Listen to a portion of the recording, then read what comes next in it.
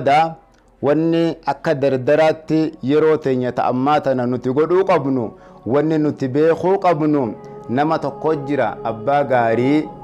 ilma isaatiif gaarii yaadu aniin kun abbaa gaarii saniin fakkaadhamoo ilma abbaan gaarii yaaduuf ka gaarii abbaa kanan qeeballe saniin fakkaadhaa nu hundi akka dardaraatti akka shabaabaatti if laaluu nu barbaachisa fakkeenyaaf oduu bareedduu lafa jirtu qur'aanni jalqaba durirraa qabee ilaa qiyaamaatti galmeeysee lafa jiru maalummaa abbaa gaarii ibsitu hammeenya ilma hamaa ilmoo caaqii waamicha rabbii waamicha nabii waamicha haadhaa fi abbaadhaa hin awwaanne seenaan nama yaadachiisuun lafa jiraa jedhan duba suni maali jennaan nabiyyallaa nuux yogguuni firoorroon itti jabaattee rabbii khiyyaana mabuuda roorroo tana dadhabee mala naa dhawi ji'eeni iyyata rabbii san yogguu galfate rabbiin nabiyyallaa nuuhin doonii tolfadhu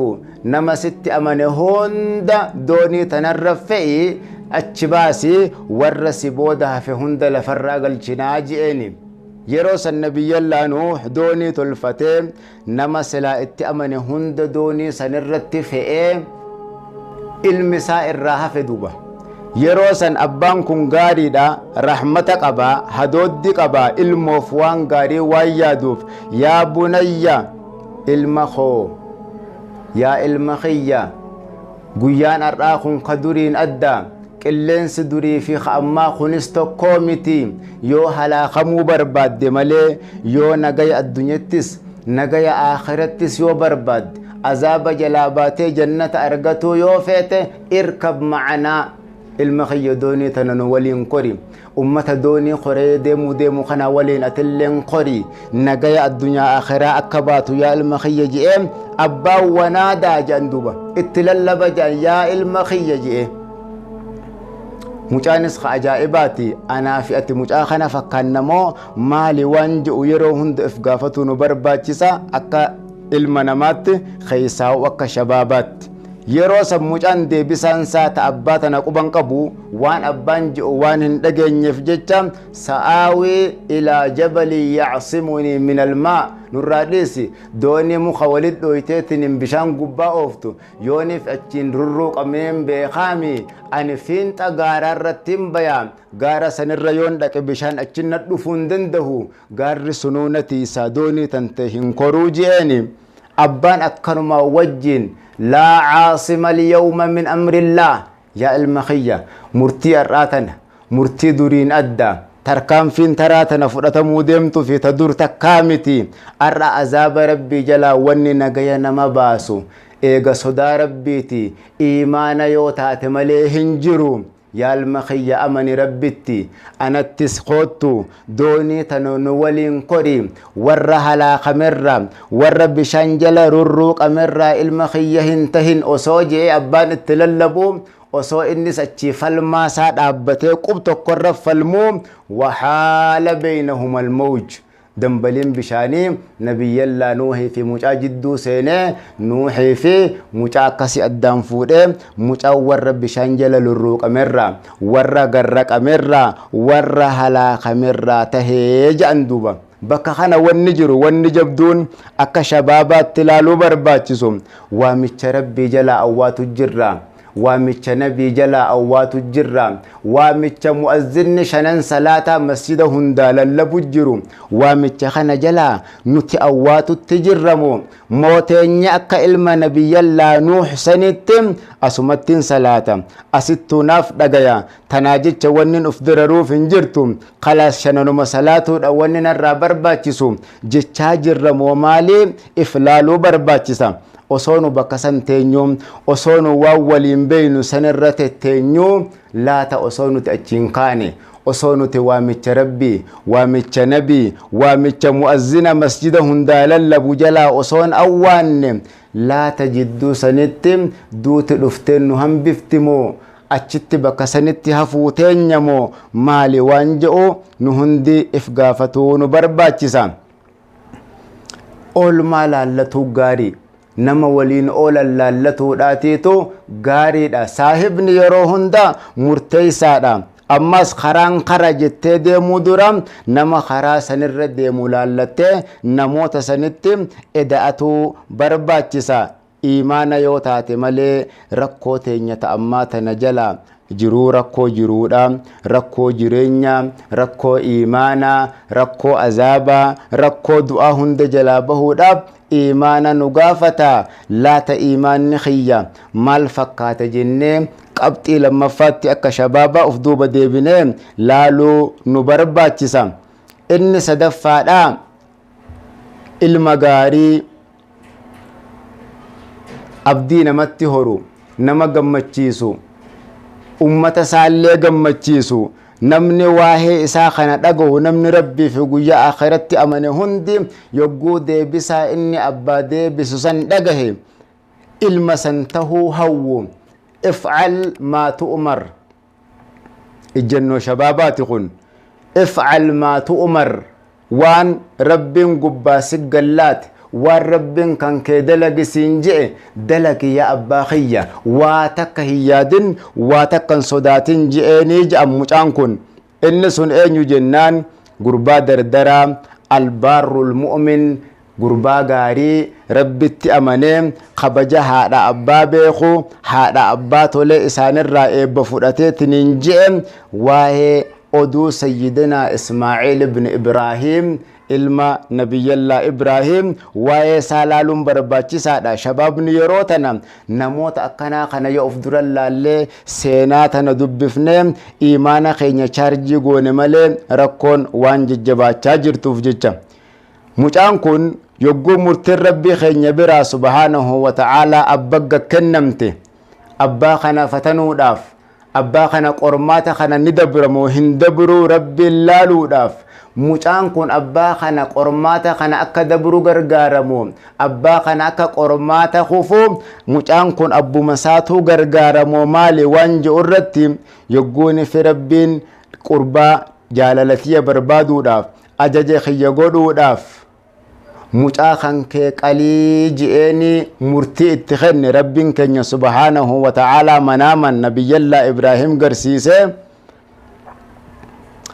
Tokko as keessa wanni jiru mucaan kun yogguunii fi murtiin tun abbaa dirqama kanan na kennamee je'ee yogguu abbaan himeef deebisan darajaa duraa irratti xaacatan li'abii abbaa kiyya awwan atinaan jette hayaa malee maaliin waa godhuu dandaya je'ee ajaja abbaan dinne waan abbaan dirqamni itti kenname fudhatee je'an. Lammaffaa wamtithaalan li'amri rabbihi, dirqama rabbii isaa jala deemuun qaba, dirqama rabbii kiyyaa jala deemuun qaba jechuudhaan murteeyfatee abbaa garaan dadhabe ajaja rabbii qofa itti tahuudhaaf malee silaa nama taate ni fudhatu abbaani. Abbaa kana laalee mucaan abbaa hamilee itti godhe, abbaa jabeeyse, abbaa kiyya fuuldura malee if duuban laalini yaa abati fa'al maa tu'mar, abbaa kiyya dirqama gubbaa sin laatame, dirqama rabbiin gubbaa si kenne, waan rabbiin kan kee dalagisiin je'e dalaguudhaan rabbii kan kee gammachiisi, waan rabbiin dalagisiin je'e dalaguudhaan rabbiin kan kee akka sirraa jaalatu tahi satajiduni inshaa Allahu min as-saabiriin. Yoo rabbii kiyyaan taate atilleen anaa kana warra obsurraa tahuu na arguuf teeysa ni obsaa. Ableen arrakaahi yoo rabbummaan kan keessirraa gammade, rabbummaan kan keessirraa jaalannaan angama kiyyaan if kenneetin jira abshir yaa abbaa kiyya je'eet abbaa san hamilee jabeeysee ajaja rabbii akka abbaan galmaan gahu gargaaree je'an mucaan dardaraa kun. Badiin teenya haadha abbaa keenya maal akka godhu jirtu walummaan argaa jirra.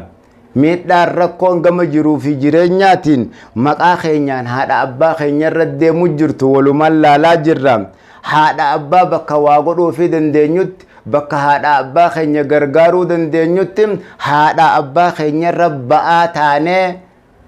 haadha abbaa keenya duwida kutaa jirra. haadha abbaa keenya yaada naqaa jirra, haadha abbaa keenya hiraar keessa galchaatiin hin jirra. Oolchaan har'aa dhabamnaan haadha abbaan keenya hirriban qaban, waan gaafanne dhabnaan haadha abbaa keenyaa dhumattee jirti. Nu har'a mucaa kana fakkaannamu akka dardaraatti haadha abbaa keenyarraa eebba fudhachaa jirra moo isaan kanaa maal godhu jirraan? Kunis waan nuti of duuba deebinee ilaaluu barbaachisu. Tokkoffaa waan nurraa eeggamu sodaa rabbiiti, rabbi sodaatuudha qabna. Lammaffaan kara deemnu saahiba laallatuudha qabna. Sadaffaan waan rabbiin dalagaa je'e dalaguudhaaf if qopheessuu nu barbaachisaa jedhan duuba. Wanni kun waan namni ufii gurratti as hiiqee walitti hasaasu, waan namni ifii walitti himatu, dubbiin tun dubbii silaa waliin ta'anii gurra wali himatan halaala jiraatuudhaaf, bakkis nu gargaaruu dhabuuf, yeroollee nama gargaaruu dhabuudhaaf halaala wali qaaqu jirra malee waan silaa mana cufannee akka namni biraa nun dhageenyetti suuta walitti hasaasuu barbaachisu. Ergaaleen kun hamasatun fi udhuni shabaab, waan gurra walii himuu barbaachisu je'ee katabe namni kun yogguu waan kana katabu. Inni afraffaadhaan ashaabul qawiyyu daciif alcafiif, nuti dardara jabaa iimaanni isaa jabaadha, cibaadaan isa bira jabduudha, jaalalti rabbii isa bira jabaa, jaalalli nabii isa bira jabaa, waa hundarra jaalalli masjidaa fi jaalalli qur'aanaa isa bira jabaadha. Jaalala dardara maqaa ifii tiifatuun, gurra ifii tiifatuun isa bira jabaadha tahuu nu barbaachisa. Waan seenaan qur'aana keessa barreessarraa qabee ilaa ammaa deemu jiru islaaminaa nabii keenya dura alayhi salaatu wassalaam, nabiyyi rabbii nabiyyallaa Muusaa yogguunii fi biyya Misraa tana keessaa ka'ee lubbuu ufii sodaatee biyya baqateetiniin je'e osootuma asii Madiyan Shaam tana deemu jiru rabbii isaattis waywaataadha. Osoo deemuu ganda tokko dhufe duuba, osoo karaa deemuu laga tokkorra dhufe. Laga kana yogguunii fi dhufu nabiyyallaa Muusaan kun namayyuu ka humna qabuutu beeyladaa ifii bishaan obaafata, re'ee ifii bishaan obaafata. Jarri lameen tokko dhalaadhaa, dhalaa tahuu wajjin moggaa takkatti achi bahanii isaanii dhadhaabbachaa jiru. Nabiyyallaa Muusaan jara humnaan bishaan fayyadamu kanas laalee, jara moggaa qabatee tattaa'u jiru kanas dhaabbatu jiru kanas walin laalee, qaala maa khaxbukumaa, maali obboleeyyan kiyya ummanni obaafachu jira isin hoomaan obaafanne ji'eenii gaafate duuba. Yeroo san jarri nuti ufii akka namaatti shamarranii da'iifaa humna dhiiraa wajjin qabsoo goonuun hin qabnu. Abbaan keenyallee nama guddaadha, kanaaf jecha warri humna qabu obaafatee irraa haadacha'u, wahuma hafe boodarra obaafanna. Akkasuma wajjinuu dhiira wajjin laaqabnee hiriiruu kanallee iimaanni keenyaa fi hayaa'ni nuti qabnus waan kanaaf nu dirqee firraa moggaa takka qabannee dhaabbatu jirraa jedhaniini. Yeroo san nabiyyallaa Muusaan eega dubbiin dubbii humnaa taate, eega iimaanni rabbi sodaan hayaan isin qabdan dhiiratti makamuu isin dhoorgee moggatti isin baase anaa fi isaanii jedhan nabiyyallaa Muusaan beeyladaa isaanii san yeroo obaasee fi beeyladaa isaanii dachaasee fi kararra buusee fi deemaa nagayaan galaa je'eeni quuqama inni qabu, kabaja dhalaan isa bira qabdu, kabajaa obboleettiin isaa isa bira qabdu dhaluma tahuudhaaf namni hundi dhala manaa qabna, nu hundi obboleettii if biraa qabna. Kabaja bareedaa kana godheefi